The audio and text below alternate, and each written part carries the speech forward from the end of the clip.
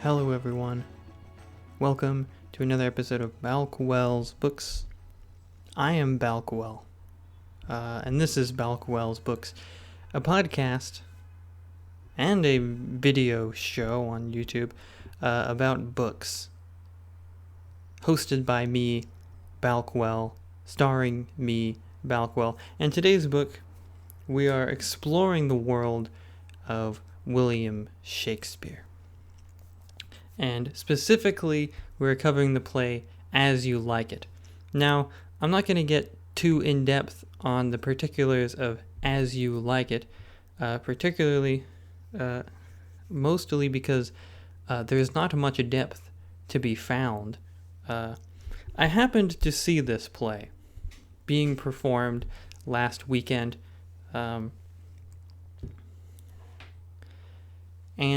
as is generally the case with William Shakespeare, it was an adaptation that moved the time period of the play to the 1960s. The setting in space was moved to the Pacific Northwest, where I live, and interspersed into the play were songs by the popular 60s band The Beatles. All that is really neither here nor there. However, I did find it notable how little a difference this change in setting and time actually made to the play. Now, I talked about Shakespeare adaptations briefly in my episode about Tribulations of a Chinese Man in China by Jules Verne, and I mentioned it in a discussion of how, transferring or adapting a text from one setting to another, from one time period to another across cultures can greatly change the thematic content of the work itself. And I think that is generally true. However, I did find in this case that it was untrue. And there are a couple reasons, I think, for this. The first is a function of the adaptation itself. The adaptation that I saw really had not much interest beyond a superficial level in this change. Primarily, it seemed to be an excuse to put Beatles songs in and make it a musical, which is just out of a desire for more popularity, and to make the environment more familiar to the watcher, the audience. In terms of the actual changes made to the play to reflect the sort of centuries that have passed since the play was written, and the thousands of kilometers that the play has crossed to reach the Pacific Northwest from England, not much was done. And this, it's a fairly conservative adaptation, which is perfectly reasonable. And part of why it is reasonable actually feeds into the second thing going on here, which is that As You Like It, as a play, much like many of Shakespeare's comedies, really has little thematic content, little specific thematic content that relates to the actual plot, the overarching plot of the play. And what I mean by that is this. As You Like It is a story about several groups of characters being exiled from court due to their relations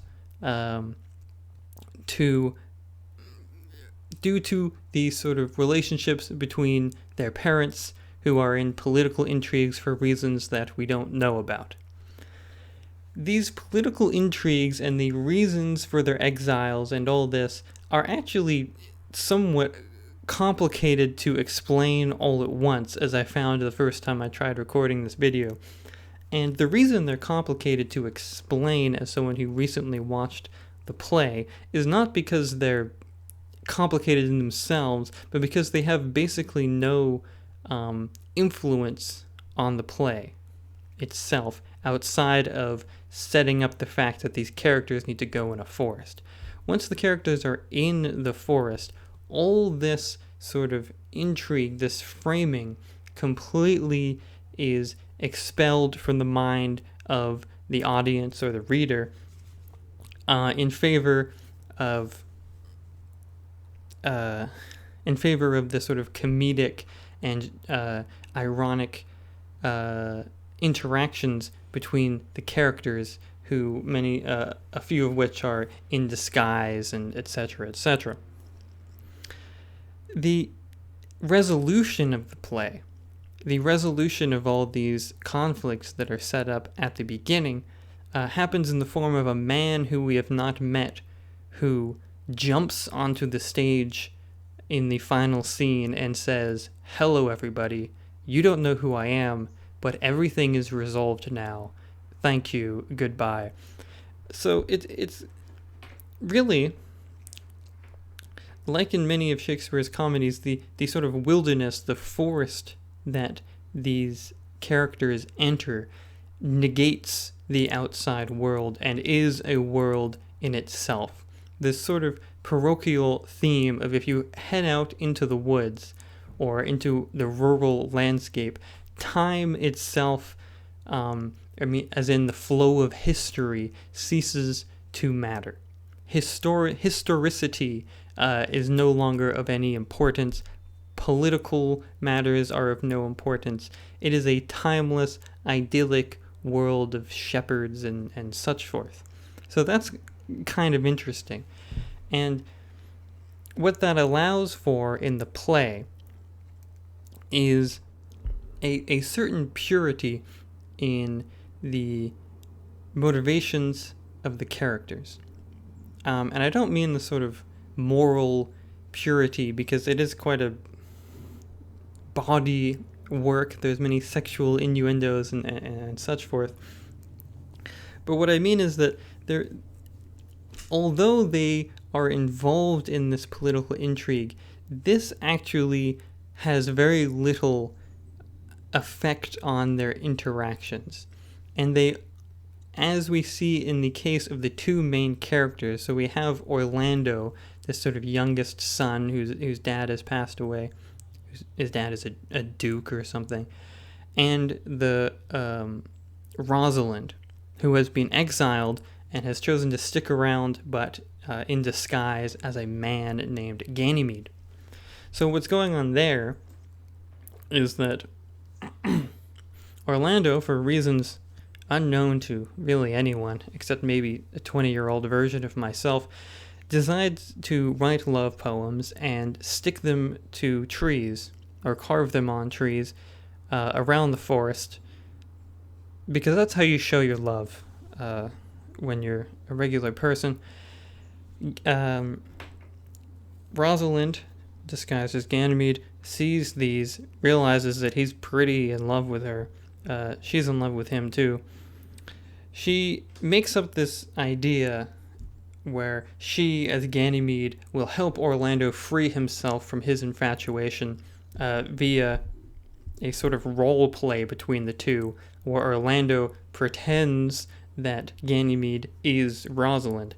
The joke here being that Ganymede is, in fact, Rosalind, right? And so you end up with all these funny situations between these two. At the same time, there are a couple other couples involved in love triangles and some city versus rural misunderstandings, such forth and such forth. Now, what I think I enjoy most about this particular play, and why I think it's perhaps my favorite of Shakespeare's plays in general, and definitely my favorite of his comedies, is the fact that it is so artificial, this whole thing, and it takes the tropes that we associate with theater in general, but particularly with Shakespeare, and takes them to extremes. You know, usually you have a couple, maybe two couples, or, you know, that end up falling in love throughout the play. And this one we end up with 4 weddings all happening at once. Usually you have a character who plays the fool, who offer as sort of pregnant insights, poignant insights, in the guise of jokes and just saying silly things off the top of his head. In this, there are two of them, and they end up interacting with each other in strange ways. What I mentioned before with the resolution of plot elements are handled so cavalierly and so suddenly and so stupidly that it's clear that almost no thought was put into that at all. The audience is made through the middle portion of the play to just completely ignore all this. And at the end, something needs to resolve because everyone's stuck in a forest. Some point they need to get out of there. And, it's a comedy, so we have to look toward the future and that they're going to live their lives and be happy. So we have some guy run in and say everything's okay. When it comes to Orlando's conflict with his elder brother that is set up at the beginning of the play and made to be Orlando's main motivating aspect of his entire life, is resolved off stage when Orlando's brother, who's sort of the villain, I guess, is mauled by a lion. The whole play is so artificially constructed, and yet so sort of masterfully constructed in its artificiality, that it feels like it shows a total understanding of what is going on here, the relationship between the audience and the play, what people are expecting out of this play. It is thoroughly devoted to entertainment. Its only function is entertainment. I could see an argument by someone that this novel has thematic content. It's very possible. But for the most part, this play is like a clown show, And many comedies are. I mean, that's kind of the function of comedy in many respects, is to be a bit of a clown show. And theater in general, particularly musical theater, which this play became in this adaptation with the Beatles songs, it's not a psychological form, It's not like a novel where you're trying to really understand something. It really is, theater has this sort of bombast to it, and it's not reaching for solitary emotions. It's not reaching for those emotions that we experience when we're by ourselves and we're sad or something, or these kind of philosophical ideas we may have. It is a communal experience. We have these people on the stage and they have to yell so we can hear them. And they have to make, exaggerated gestures with their body so that we can see what they're trying to represent. Obviously, with this, you lose, all the subtlety of motion, subtlety of facial expression that you might get in something like film when you are, very intimate, or the camera can get very intimate with the actors. In theater, you don't have that, so there is this playing to the fact that there are, like 100 people gathered here, and they're all looking at this one space, and they're all looking together. They're all sat right next to each other, and there's all this aspect of bringing the entire audience in. And I think that this is why I find Shakespeare's comedies definitely work more for me than his tragedies.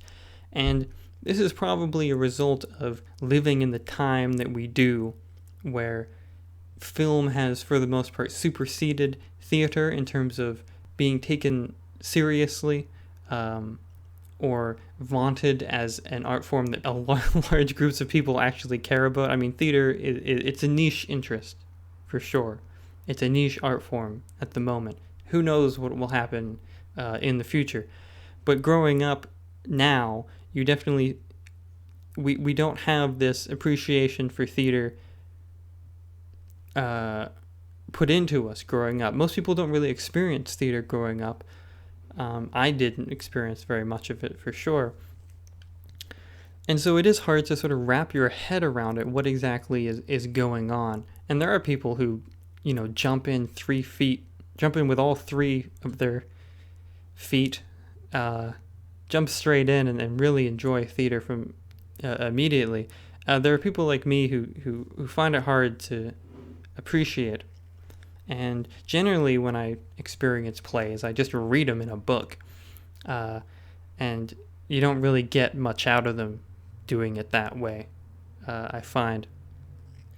What is interesting about Shakespeare is the way these two forms combine, the poetic and the dramatic.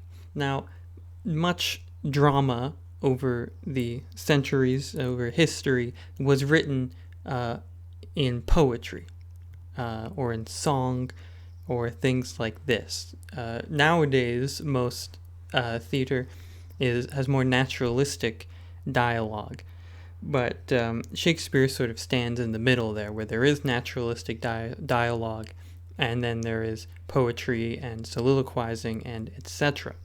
And what's interesting about Shakespeare, and I'm talking about Shakespeare as a cultural icon, a cultural phenomenon, specifically in the English-speaking world, and our ability to receive Shakespeare in the modern day, the modern era, 500 years after it was composed and first performed, is that there is sort of two poles to the appreciation of Shakespeare.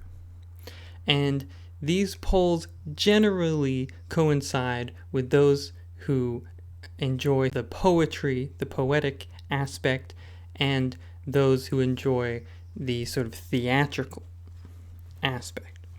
When you look at William Shakespeare, and you look at the way these plays are constructed, often the most workmanlike aspect of the play is the plot. And what I mean by this is things come together very perfectly. I mean, we see in As You Like It is obviously a very exaggerated example of this, but I've discussed earlier in the episode the fact that these plot points are just sort of arbitrarily slammed into the play when they need to happen. And I think this is something that has often disturbed me or perturbed me regarding Shakespeare's plays, and particularly in the tragedies, is that this sort of convenience feels arbitrary at times, and often the ending feels to just slam into the play out of nowhere. And you get sort of these ridiculous instances, such as the ending of Macbeth, when it turns out that the witch's prophecy did not take into account Caesarean sections. Now, this makes the play seem ridiculous. It is such a sort of quibbling matter, such a trifling matter. It's almost like a joke at the end of the play. At the end of a tragic play that we are meant to be taking seriously. And I think for someone used to more naturalistic forms, such as the novel, these sort of endings or these sort of coincidences or convergings can take us out of the play and make us appreciate it less. And there have definitely been times when I get almost frustrated with Shakespeare, because the poetry is immaculate. It truly is.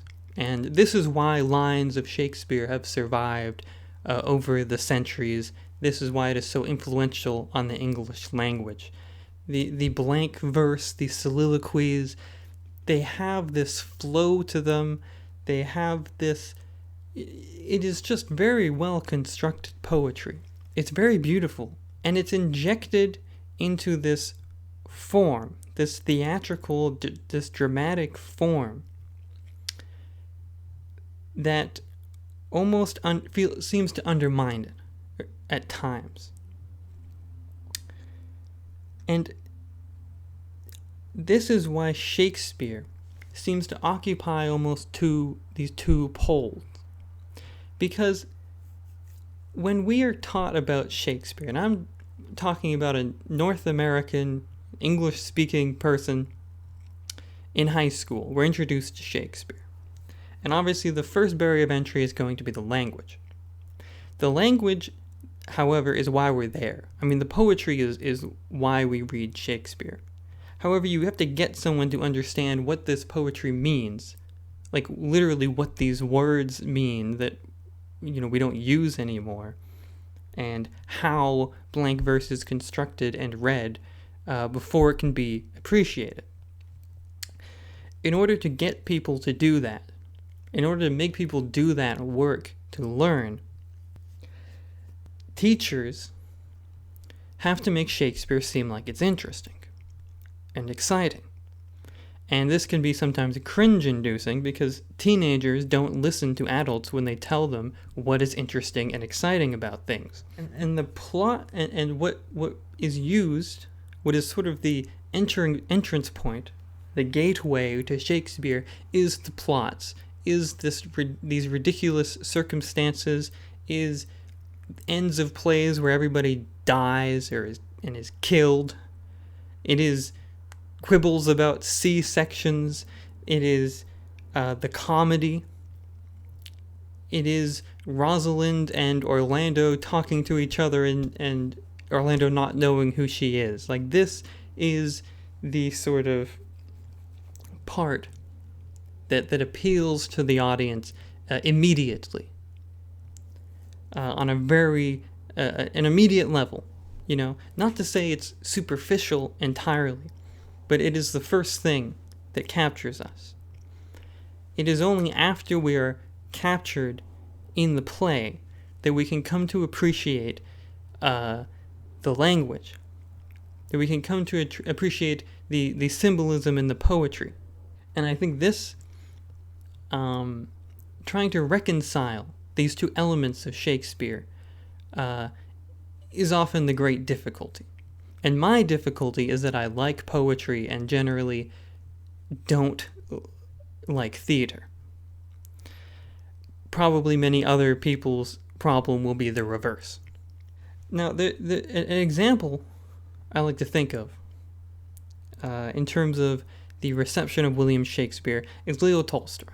And this is something I heard about Leo Tolstoy, and I can't remember where I read it. So I hope it's true. If it's not true, let's treat this as a little bit of fiction. Fiction can be true in its own way.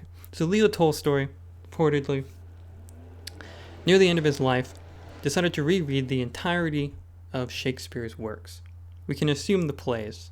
I'm going to assume the plays. Not necessarily the sonnets. And he did this not out of love for Shakespeare, but to confirm his belief, his long-held belief, that Shakespeare was a hack.